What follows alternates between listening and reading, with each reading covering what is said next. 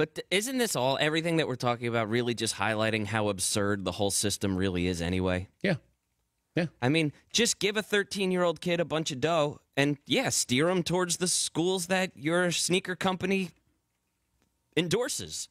Big deal. But Louisville What's wrong with that? Louisville can sign this 10-year deal for $160 million, and that's great business. But if a kid says, look, for you want me to go wear that product and play for you at Louisville, it's going to cost you $100,000. Yeah. And Paulie's talked about this with minimum wage for these athletes. No, they're worth. This is a 5-star recruit you haven't heard of who's getting $100,000. Imagine what a real star player is worth. If you did it on the open market, what's he going to be worth? $1 million? And if you want to tie his rights to Adidas when he gets out, then at least everybody knows. Everybody's aware of what's going on. What crimes are committed? Now, you can talk about bribery, money transferring hands there. I know all of these things that we look at it, but I'm looking at it from the kid's perspective here. They didn't report this on their taxes, I'm going to guess. Yes, Ed.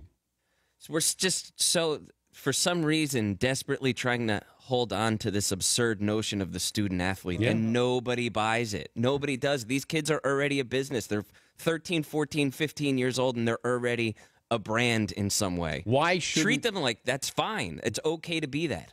But why do we allow this in other sports where you can be a brand? We don't have any problem. If a kid turns pro in tennis at 16 and doesn't work out, does anybody shed any tears?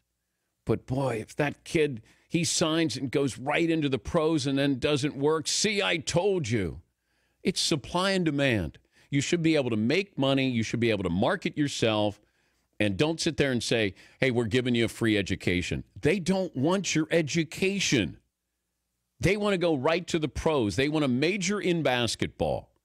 This is where I see, remember the developmental league? Now it's called the G League for Gatorade. But if the G League stepped up its game and just said, all right, how about we start paying you to come in? You come right out of high school. We're going to give, if I'm the NBA, I can circumvent college basketball. So if you were, let's say there's a kid named Zion Williamson who's one of the best high school players in the country. Yeah. He could do 1 year in the D League or G League and sign with any shoe company. So instead of that faux year of college, he's getting paid already. But just have a draft.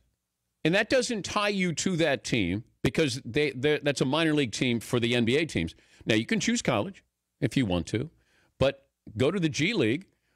You could get money. I don't know how much you'll get, but the shoe company could then say, we're going to supplement your income here.